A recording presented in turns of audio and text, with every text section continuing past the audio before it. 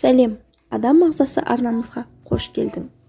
Лимон шайын көпшілігіміз иммунитетті көтеру мақсатында жиі қолданамыз.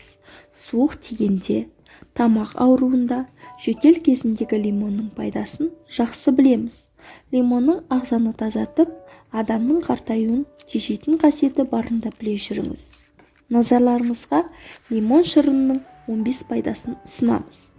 Құрамында кальций, магний, калий сынды элементтер көп болғандықтан теріні ылғалдандырып, жансызданудан сақтайды.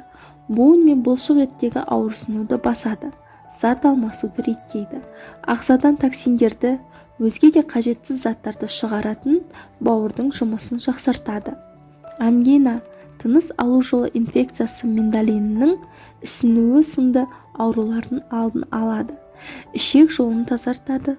Ағзадағы метаболизм құбылысын іске қосады. Иммунитетті күшейтіп, қартаюды тежейді.